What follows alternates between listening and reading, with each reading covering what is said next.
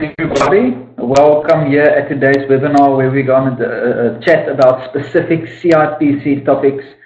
That is what we have prepared for today. So just note that this is CIPC specific and that the CIPC topics is just touching base with most of the CIPC services.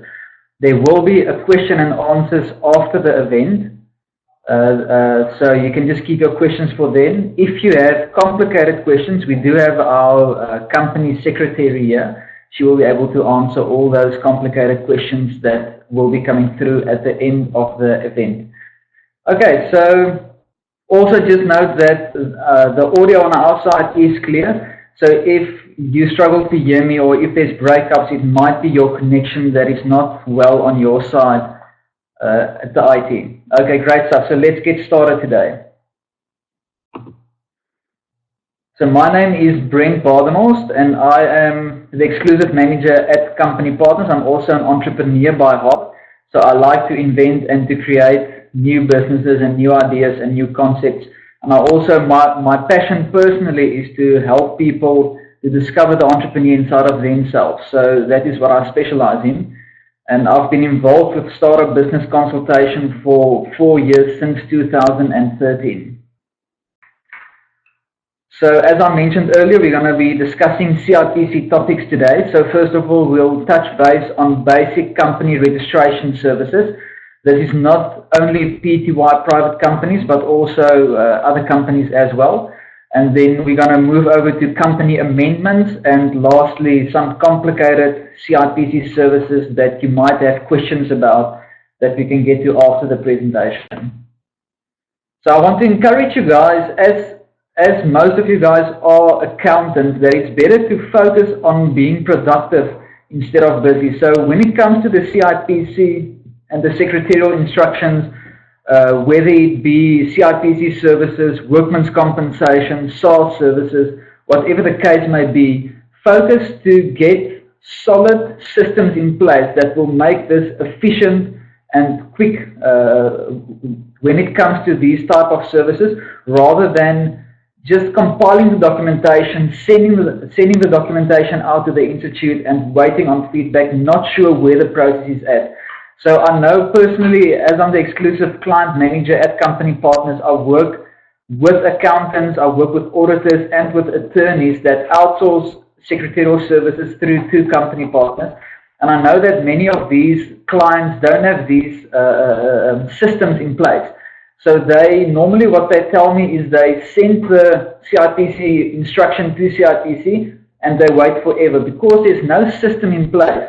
They can't actively keep track or have control over what's going on in that service. So rather sit down, get yourself a solid system in place and make sure that everything is under control when it comes to CIPC, workman's compensation, and those secretarial instructions that are quite tough and takes a lot of admin. So again, focus on being productive instead of busy.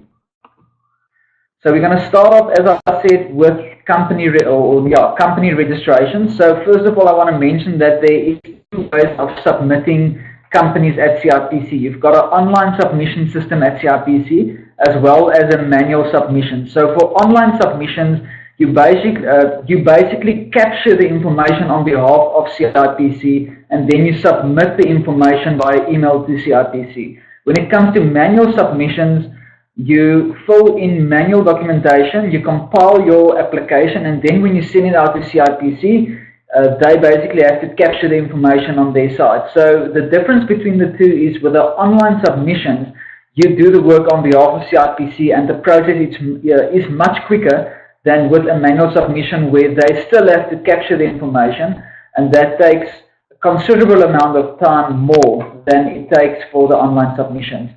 However, only the private company registration at this stage is an online submission when it comes to the company registrations. CIPC has not yet developed the systems to continue with the other company registrations on an online basis. So unfortunately, hopefully they will get to that in the future. We're not sure when that will happen. So the first step in registering a company, just quickly, is your normal name reservation at CIPC. So it is not compulsory to register a company at CIPC, or actually a name when you're going to register a company. It is a good idea. I think it's the safest idea to make sure the name that you're trading with is safe. So if you can register that name at CIPC, that would be ideal. And then also, when it comes to the safety of the name, you're going to take a look at the normal name reservation versus defensive name reservation. So I'll get to the safety of that name now. So for normal name reservations, it's quite basic. You're looking at 50 Rand for that name reservation. Currently, it takes 5 working days at CIPC. If you don't receive feedback within 5 days at CIPC, you can log a query through either a phone call, or you can go to the website and log a ticket online. And then they attend to that query that you have logged. After the name is complete, you get your Core 9.4 name reservation certificate, and that name is then valid for 6 months. So to keep that name valid and registered at CIPC, you have to register a company within 6 months under that name. Otherwise, the name will be available again on the market. So the requirements then is you have to complete your Core 9.1 document. That's an online submission at CIPC, and you need an ID document. So whoever registers the name, CIPC wants their ID document in the process. If we go over to the defensive name reservation, this is quite an interesting topic. So when I want to start a business and I've got this great name that I don't want anyone to have, I'll need to make sure that this name is safe. So first of all, what I would suggest is that you register a company under the name that you want, and then you go buy the domain for that name. Now, preferably, to be 100% safe, you want to buy the .co and the .com domain.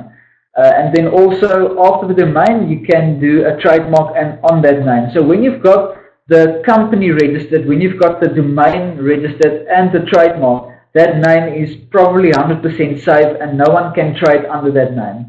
So that is your best option to make sure that a name for a company is 100% safe.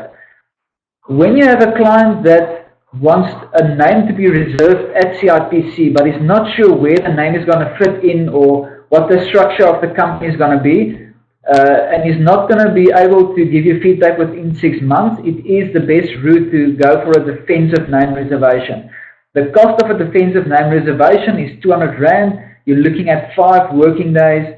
And also, again, if you don't receive feedback, you can log a query either by a phone call or by going onto their website. So there you need a name reservation certificate to register a defensive name. And that name will be valid for 2 years. So the guy has 2 years to know that his name is safe before he can continue to make sure his structures are in place and actually start his company. So if I go to the next slide, the requirements, as I said, is the 9.4 name reservation.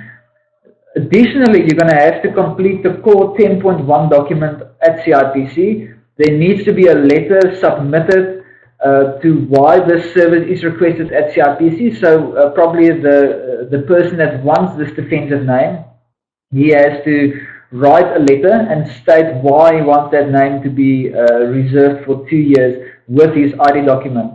So the normal process would be, let's take a practical scenario. So the client wants this name to be safe, but he's not sure what he's going to do with the name. First of all, reserve the name at CIPC, get the 9.4, that's 50 Rand, and you need the ID document. Secondly, after that name is reserved at CIPC, you complete your 10.1 document, you get the letter from the client stating why he wants his name, and lastly, make sure that you use his ID again, you submit the defensive name reservation, and that name is then safe for 2 years at CIPC. So I hope that is clear when it comes to the defensive name registration. So secondly, we're going over to company registration. So first of all, we're going to take a look at the private PTY company registration at CIPC. This is by far the most popular registration that CIPC offers when it comes to companies. I think that is part of the reason why they have invested so much time and energy in getting an online system in place to get quicker results for clients. It's due to the reason that it is so popular in South Africa.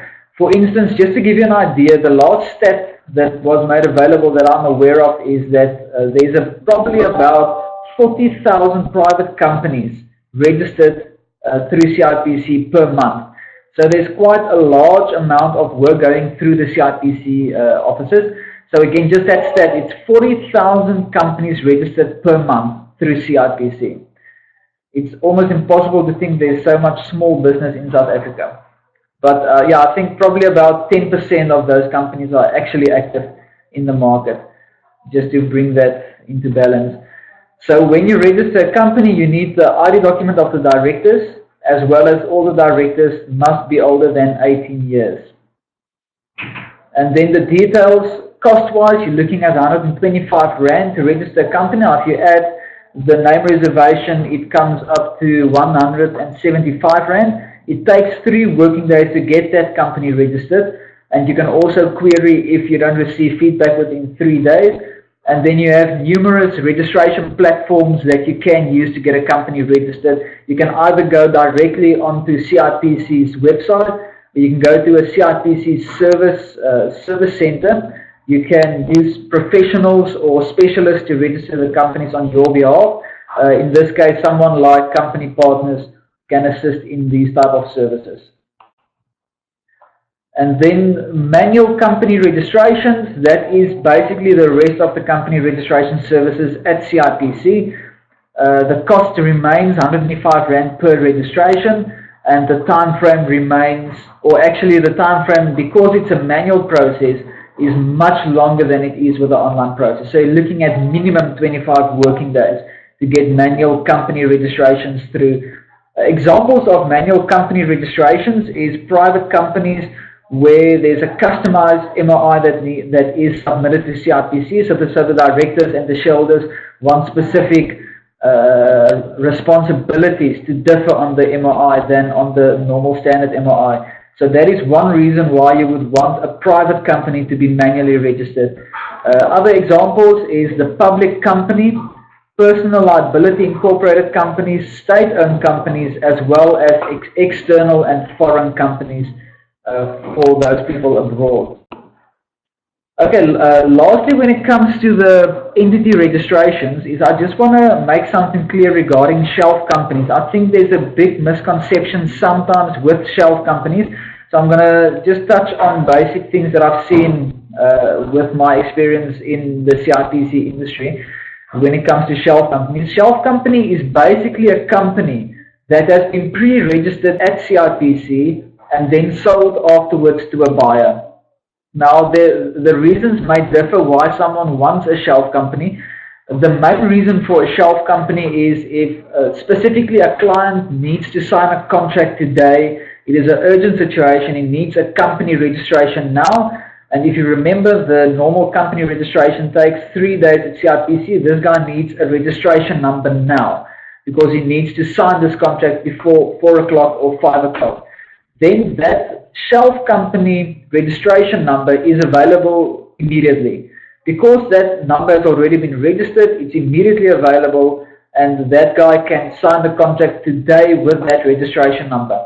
The other reason you would want a shelf company is if there's an older registration number available. So for instance, you want to sign a contract with this business and they request a company registration older than 1 year. Then you want older company registration that states 2015 or 2016 to get that contract through. So those are the 2 main reasons why you require a shelf company. There is a bit of misconfusion when it comes to the shelf company in terms of a bank account as well as the VAT number. So just, I think it was about 2 or 3 weeks ago, I sent out a newsletter to my accountants informing them of our shelf company special that we had at that stage. And then I had a few requests from the guys that asked, do I have a shelf company with the VAT number available? And unfortunately, we do not sell that service. You will be able to get that service from someone in the industry, but it's not advisable as that is very close to fraud according to SARS. So when we first negotiated, or actually, that's not the right word, when we first, what's that word?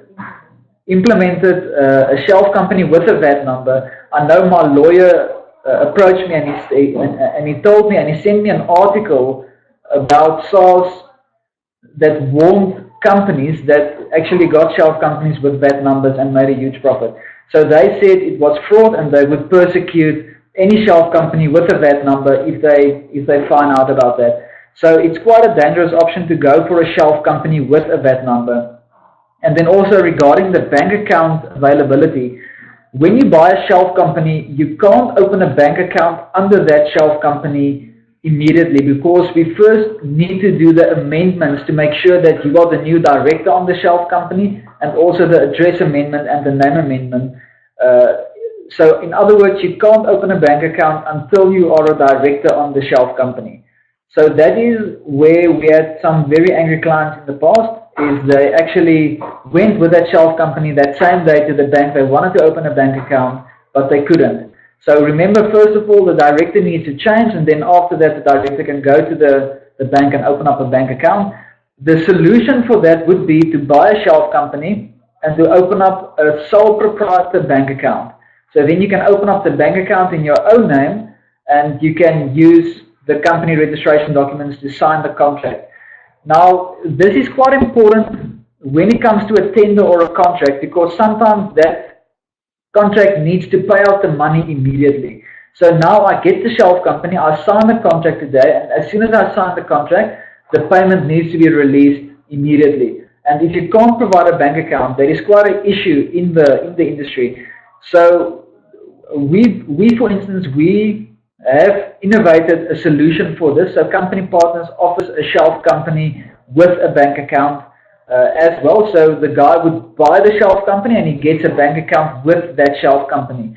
So when he signs the contract today, the money is released into that bank account and the whole process is smooth. The only problem there is that that director or the person that bought the shelf company, he can't necessarily trade out of that bank account until he is a director on that bank account, or actually on the company, and then he needs to amend the bank account into his name as well, and then he can start to make payments out of that bank account. So that bank account can only receive money, but it is very specifically set up for clients that actually need a bank account to immediately receive funds.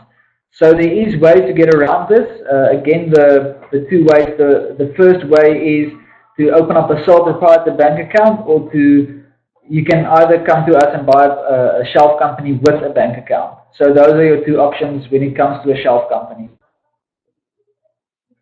Okay, so now we're going over to the company amendments. When you want to change directorship or address or name on the company, you normally go to amendment at CIPC. So what you require for that amendment is you need the director's ID document, as well as a letter on the company letterhead where the director signs that a meeting was held and this was the result of the meeting. We're going forward with these changes, everybody's in agreement, and that director then signs that meeting, and on the letterhead is normally, you can use your company logo, general company details, and contact information. That is your letterhead, and you can set that letter then up and get the application ready to do the amendment. So your type of amendments you're looking at here is your director amendments, director personal details amendment. You can do the office changes, the office address change, the name amendment at CIPC. Now that is the only amendment at CIPC that costs money. So for that amendment, you're looking at 250 Rand. That is now your name reservation. So when it comes to a name amendment, you first of all have to reserve a new name at CIPC, and then you take that 9.1 or 9.4 name reservation certificate and you do the submission to CIPC to change the name, and that's where the rest of the money comes from for that fee at CIPC. The next amendment there is the financial year end, the accounting officer or the auditor or the company secretary change, as well as to remove directors forcefully from a company. So again, you get your online amendment at CIPC. The cost here is free for all the amendments, except again for that name amendment. And the time frame you're looking at is, it sometimes differs, but generally you're looking at between 5 to 20 working days for an online amendment. And also, if you don't receive feedback, you can dial again the CIPC number, or you can log a query on their website. Secondly, you get the manual amendment. Now, this is where CIPC has to capture the information when it comes to the manual amendment. So you have to prepare the application, sign the correct documentation, and then submit the amendment. And it's going to be 2 submissions. The first one is going to be to the CIPC email address.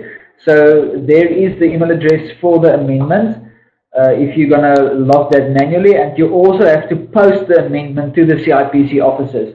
So it's a 2-way street when it comes to the manual amendment. You first send the email and then also send the post package to CIPC. Cost is free, except the name amendment again, and the time frame, because it's a manual process, you're going to look at 30 days plus for that manual amendment to go through. Okay, and then lastly, we're gonna go to the other CIPC services that you also might be dealing with on your end.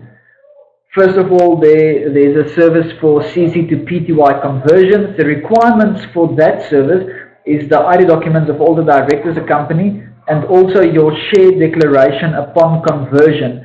So you get that information, you prepare the documentation, and then you send it into CIPC. This is a bit of a more complicated section than it is with the normal company registrations or the name amendments, the name reservation or the amendment. So it's going to take a bit longer as well. You're looking at about 40 working days for this service to go through.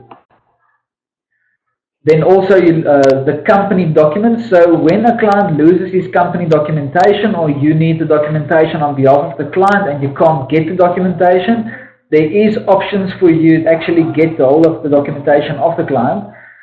So you've got the company documents retrieval. You've got the confirmation certificate at CIPC. Now there's 2 confirmation certificates.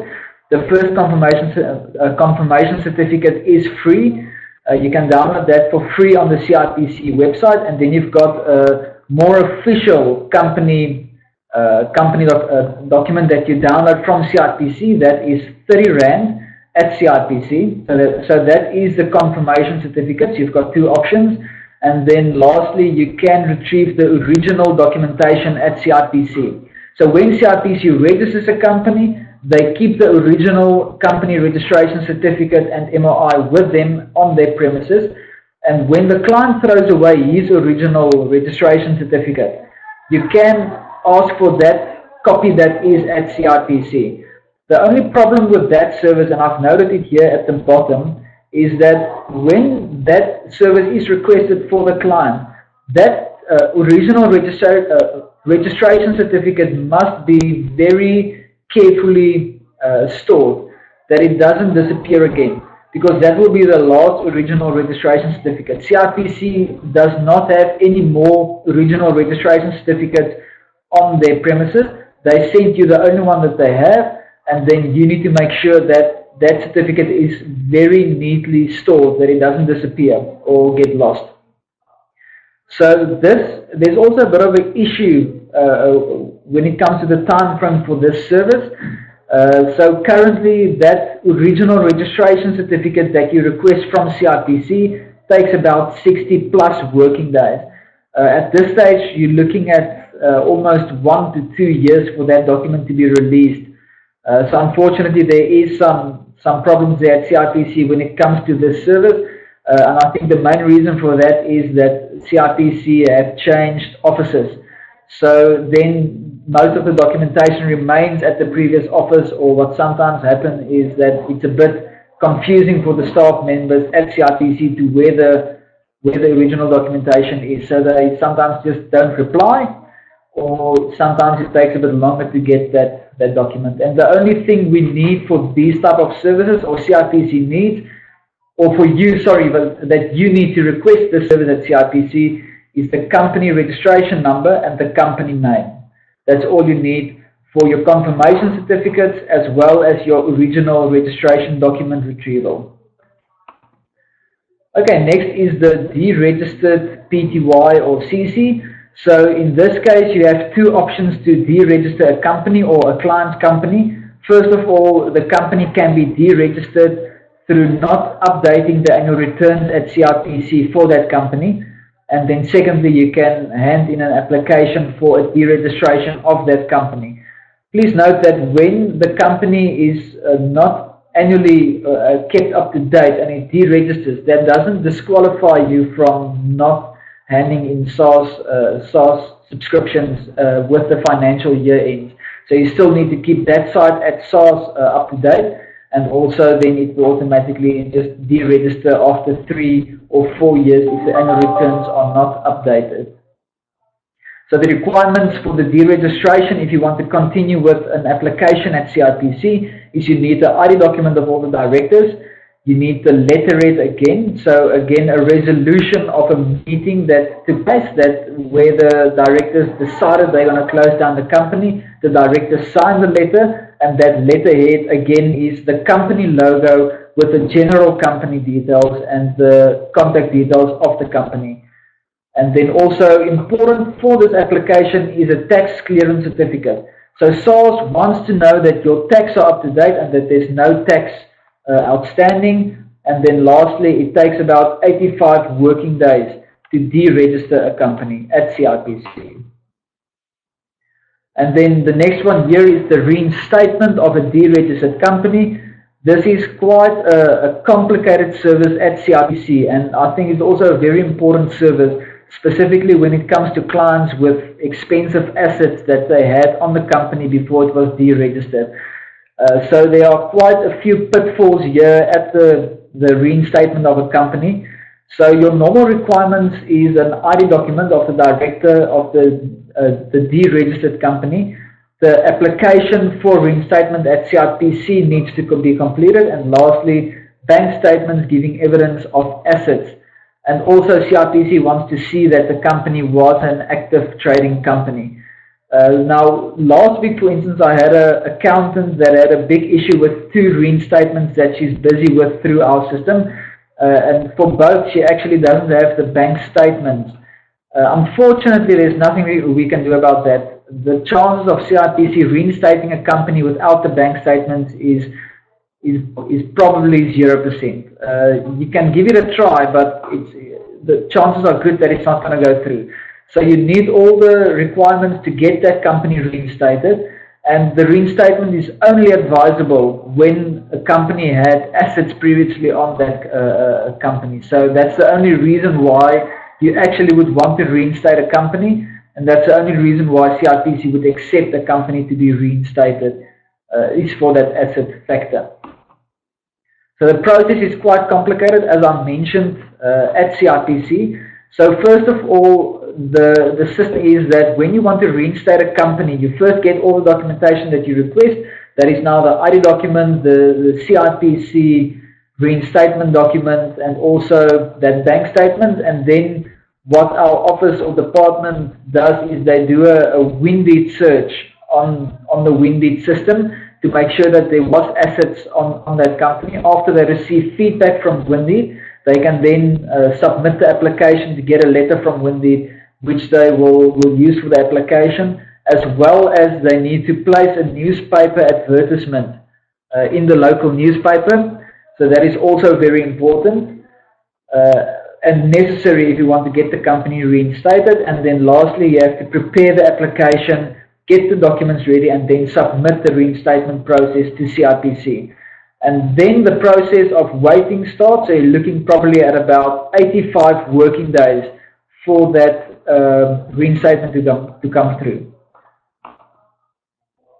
Okay, so just quickly, the services that we provide is we are a specialist when it comes to CIPC and Secretarial services. So we cover all the new entity registrations at CIPC. We cover annual return updates. We do amendments at CIPC and other CIPC instructions, like your conversions, deregistrations, reinstatements, and document retrieval services. That's what we focus and specialize on. You can go to our link, which I have posted here. I'm not sure if the link is going to work for you guys to click on, but if it doesn't work, you can then view our website, which is www.companypartners.co.za, or you can contact me personally. I'm going to quickly type in my email address here so you guys have it if you have any queries regarding our services or this webinar. So just giving my email address to you. You can then contact me directly and receive feedback, and then I'll be in contact back with you. And yeah, just lastly, I want to encourage you guys again, when it comes to these services, make sure you have proper systems in place to make it efficient, quick and easy, that you focus on being productive instead of busy. And then we do have extra additional time for questions and answers. So if there's any complicated questions that you guys do have regarding CIPC, you can quickly continue and ask a few questions now.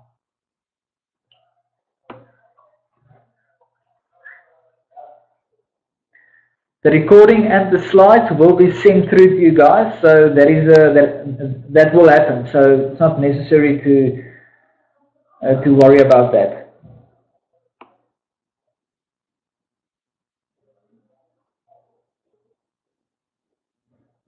I've got, okay, so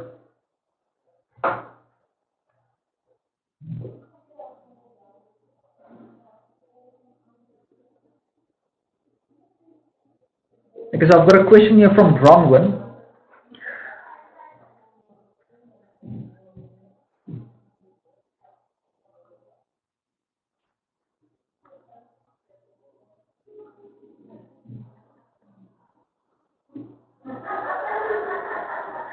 I think when it comes to that question, Bronwyn, I think that's just basic marketing that you need to focus on.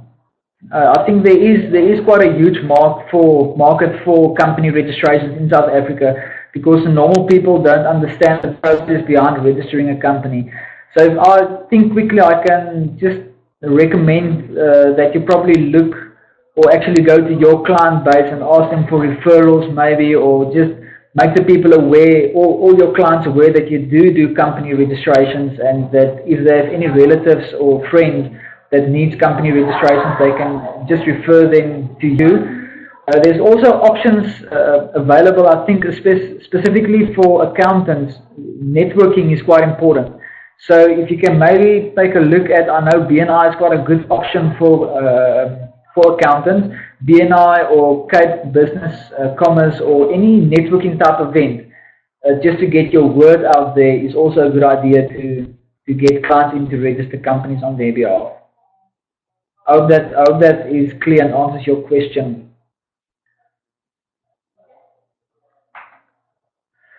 That question regarding can an accountant officer commissioner of his oath certify his own identity documents? No, unfortunately not. So that is not allowed, and if you get caught out, I'm not sure what the implications are, but I don't think that's good. So rather just get that off to someone else that can also do the certification. And also with CIPC lately, I think specifically this year, they became very strict when it came to the certification of documents. So sometimes some of the certificated documents were not accepted by CIPC if it wasn't a police commissioner of oath stamp. So rather advise your clients to go to the police offices to get the commissioning stamps and to certify the documents.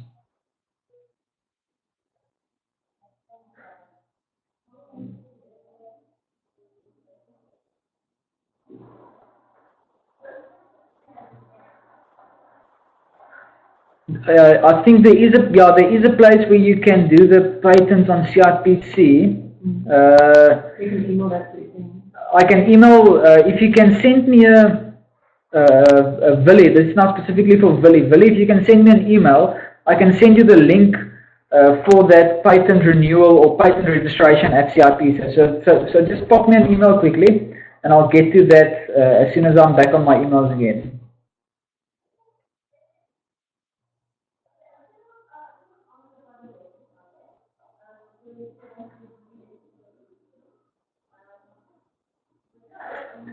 The cost of the deregistration is for free, so there's no cost on a deregistered company at CIPC. I think most of the services at CIPC are for free, so that is actually quite a good thing, especially with the amendments, except the name amendment, and then also that that service specifically, there's not a cost involved.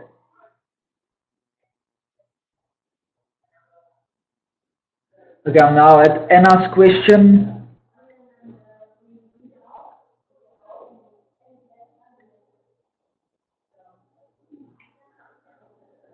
Okay, so unfortunately you can't obtain an original CK1 online anymore. So CIPC only has one copy on their side, and if that's requested once, then that's the only thing that they have. The rest that you can do is you can actually get a confirmation certificate at CIPC, but that's basically it. So you can't do an original CK1 again. Again, now I'm at Losha. I hope I pronounced that correctly.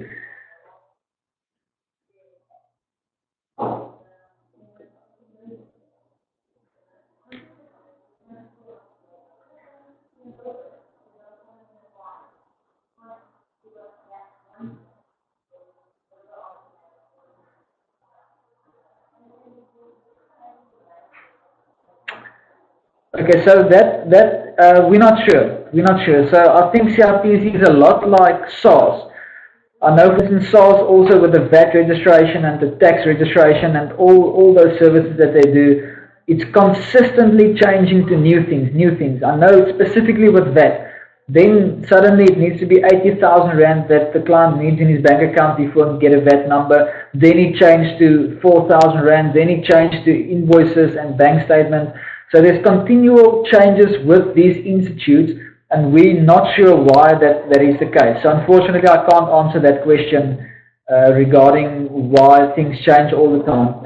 I think if you can just work on getting that precise, clear information to what you need for every single service, you form that into a system, and you make sure that everything is in place with every single application that you submit, you actually reduce the chances of getting rejected at CIPC with these type of services.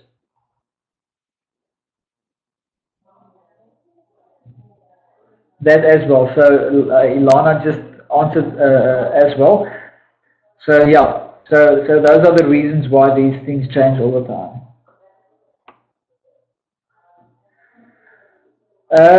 Getting assistance at CIPC can be quite difficult. We noticed that lately they never answer the phone, and they rarely get back to email queries sent. So you have to follow the systems that is set up from CIPC, and that system is, I'm just going to go up with the slides again. I'm going to show you the number for queries when you want to, or when you're actually dealing with delays at CIPC. So there's the website where you can go, that link, you can go to CIPC to log queries. That's one way to get in contact with CIPC. The other way is if you phone the people, or if you phone to log a query. So I'm just underlining that number there, and here's the website link is over here. So if you want to get in contact with CIPC, those are your best options, and getting through to a person personally, that's going to be very, very difficult. I doubt that is possible.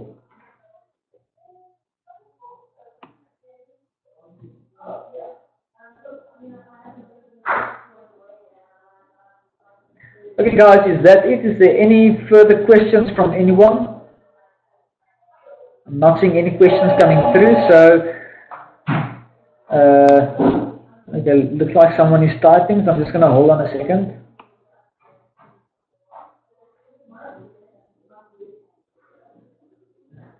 Okay, I've got a question here from Brian.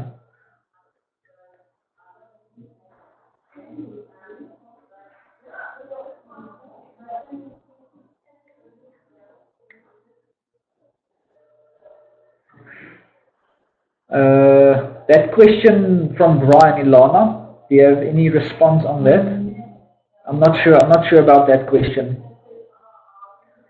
Okay, I'll answer. Okay, cool. Brian, Ilana's going to give you an answer now for that question.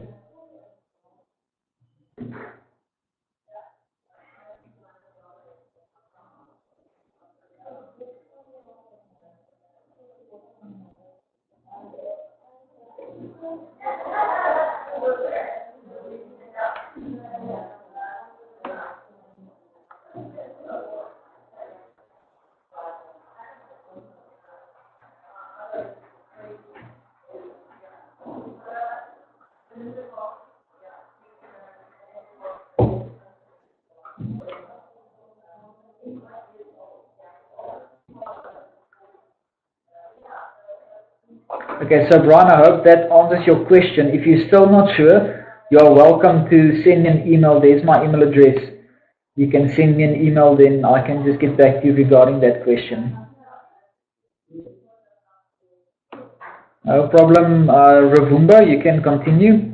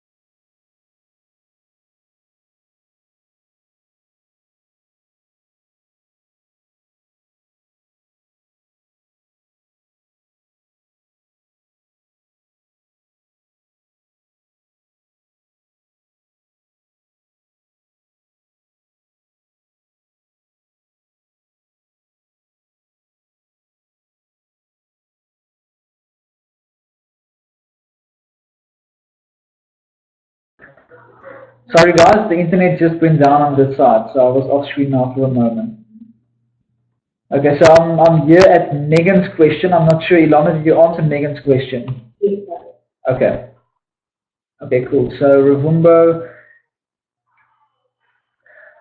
a trading as will not appear on the company name itself. So that was possible before the New Companies Act in 2008, where you had the option to do trading as. But currently, the trading as is not an option anymore. So you have to, technically and according to law, you have to trade with the name that your company has been given at CIPC.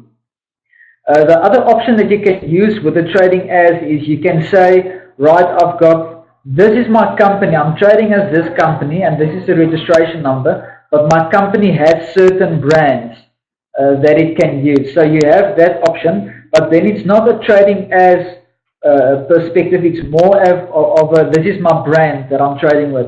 So for instance, if you think of Coca-Cola, Coca-Cola is the company's name, but they have certain brands in terms of they sell a Fanta product, they sell a Sprite product, they sell Powerade and Energade. So those are all brands that they use as a product, but it's not the name of the companies or trading as Coca-Cola is not trading as Energade. It just has a brand that is Energade. The other option is you can, with that brand, to make it safer, you can actually register the trademark if it's available for the name of the brand, and also buy the domain for the name of the brand. Then effectively it becomes your company is ABC Pty Ltd, but the brand is XYZ. So you've got the domain for XYZ and you've got the trademark for XYZ. Then you should be 75% covered with that name. I hope that answers your question. Is there any other questions that you guys have?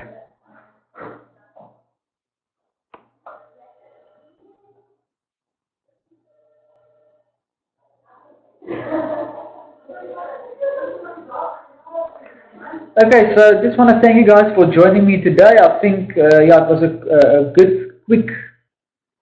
Okay, sorry, there's another one coming through here. Just hold on.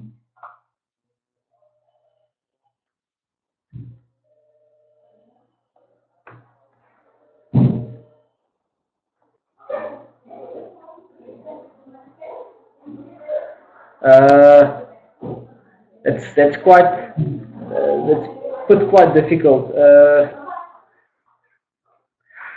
That depends on what the structure of the company is going to be. So you're going for a full out corporate structure. So you've got your holdings Pty company up top, and then underneath the holdings company you can register various companies, and you can make the holdings company the shareholder of the companies below the holdings company. So then the holdings company is the owner of these companies, and each one has a different name, which is a different entity in itself. So you can go that option, or you can do a normal company registration and have certain brands under the company that you then trade with. But you need to be sure that those brands are safe and that you may trade with those brands, that there's no competition involved for those brands, and that you're not going to be taken to court because you're trading with someone else's name.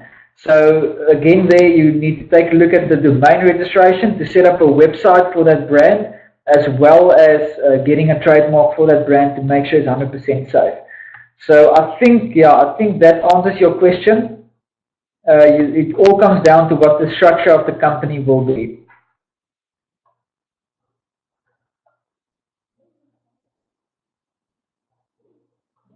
Yeah, so that option of Ilana is also a good way to look at it. All right, great stuff.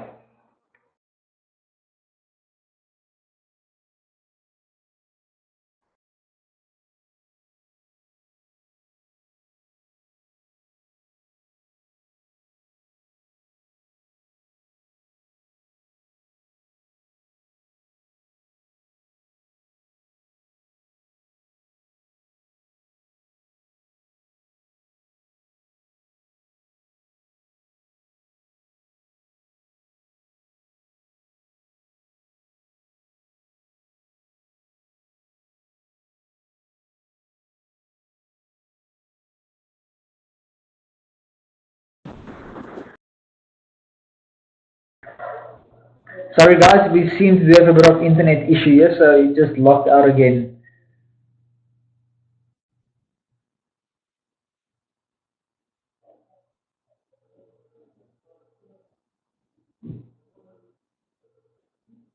Yeah, with a franchise, I'm just going to answer Rita's question quickly. With a franchise, it is different than with trading as. So when you have a franchise, you go to the franchisee and you buy the rights from the franchisee to trade as that name. So if I'm going to register, or if I'm going to open up a McDonald's, I go to McDonald's and I buy the rights to trade as McDonald's. But then I still need a registered company to do my books with and to make sure that I can open the bank account and all that technical stuff. So yeah, that's fine. No, that's fine. That's not a problem because you bought the right to trade as a McDonald's. So you're covered with that. That's not an issue. I hope that answers your question, Rita. We will make certificates available for you guys for 1 CPD point. Okay, so I believe that is it. If there's any further questions, you guys can send me an email. I'm going to just leave my email address here again. For any additional questions, you are welcome to contact me, and I will be sure to get back to you with regards to answers. Cool, so thank you guys. I think it was a good informative session, and yeah, enjoy the rest of your day.